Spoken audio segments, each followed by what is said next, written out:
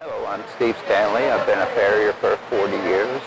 I'm the farrier for Diamond Creek Farm since they began, and today we're going to talk about foal management. While the foal is walking, I want to see orientation of the knee related to the foot. I want to know how old the foal is. Important factors is how the front of the hoof relates to the front of the knee. Really important to walk the horses to and from the blacksmith and the veterinarian for evaluation.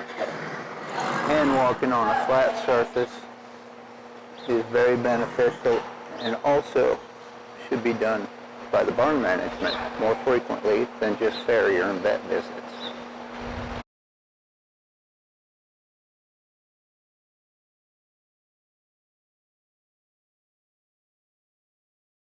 This is the way we hold foals.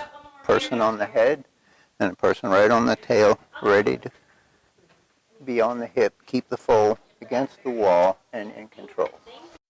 To have consistency with the people you work with. They know the foals, they know what to do, they work well with the farrier in the front position and the back position. Nice to have a little taller person on the front sometimes if they go vertical.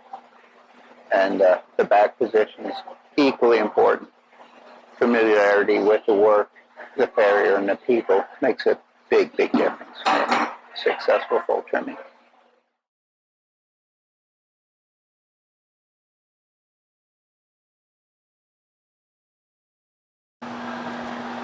Once that growth plate is mature, this is useless. The conformation you have at 100 days in the fetlock is permanent. It's also very good to know your broodmares and conformation trends within the families. If the farrier is aware of that, it can be extremely helpful. We also catalog these horses with photographs and watch them develop so we can go back and look at the history of any of these horses. Especially helpful next year when they're yearlings to go back and know what we were dealing with. And that's about the right size.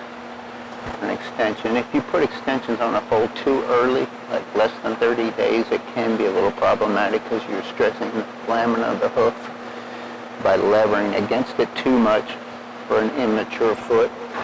This horse is well past 30 days, so we're fairly safe, but it can be overdone. If I don't like to do a lot of pairing of the soles, it's still an immature hoof. We just want to manage any distortion. The foal is born with a perfect shaped hoof.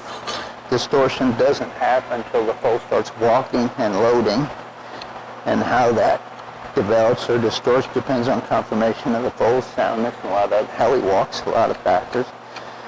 And actually how you walk the foal. If you keep walking the foal the same way and you allow the head to keep bending towards the walker, that can actually affect the hoof. Pretty good example of a foal hoof, ideal shape for a foal. Thanks for watching Hoof Care Management for the Foal at Diamond Creek Farm.